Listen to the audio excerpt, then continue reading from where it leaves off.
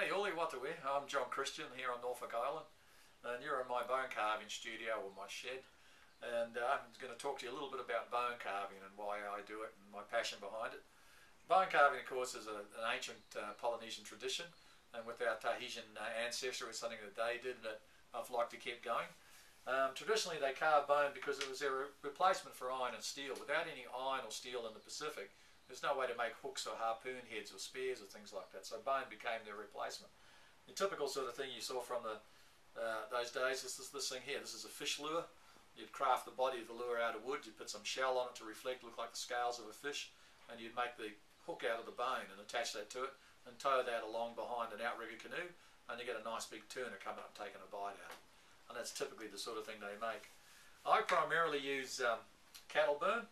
And because to get big bone you need a big animal, and of course the cows are the biggest thing on Norfolk, and out of a cow the only part you really use is the shin bone or the back leg, and there's a good example there of the shin bone. You can see it's reasonably flat, so you get a good flat surface to work with and reasonably thick with it. I do have a little bit of whale bone. This is a piece of whale jawbone here, but the whale bone isn't as dense as the cow bone, so it's not as good to carve, and you can't put as much fine detail in it.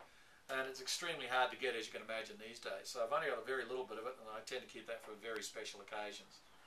But working with the cattle bone is a beautiful material to work with.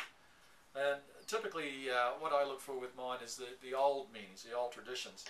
You carve things like, for instance, fish hook, like this. This one's been stained with coffee. I like to use a lot of natural dyes in my carving. And a fish hook would mean good luck and prosperity, because with a fish hook, you can catch fish, which means you can feed your family. If you catch enough fish, you can sell it and prosper.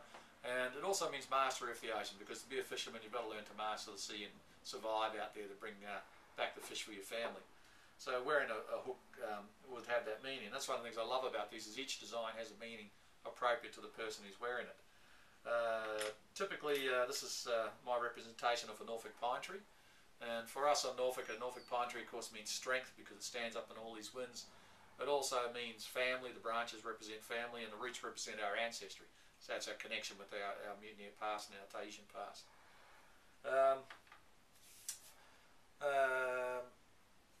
Typically also you get this type of thing, which is known as a twisted loop, and each twist represents somebody important in your life. And I made one for a friend of mine who had 4 children. I put 4 twists in to represent every one of her children. I made this one here for my mother, along the same lines, a twisted loop, and this one has 7 twists to represent each one of the children she had, and an 8th twist to represent my father. And it's got a bit of a Celtic look to it, because she's got some Scottish ancestry in her past.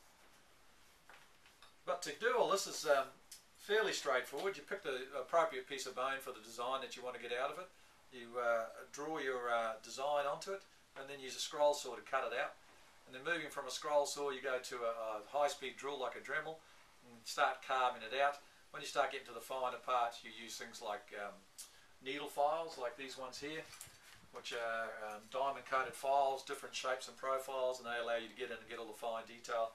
And then you get into the sanding. There's a lot of sanding involved to get it up to a really high polished finish. Like for instance, if you have a look at the tiki here, to get that sort of shine or polish on it, it's a lot of sanding to get it to that stage.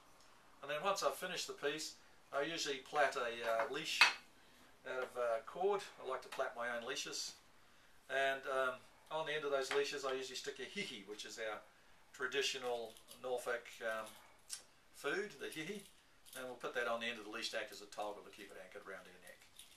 But that's what I do on Norfolk, and thank you for your time and interest.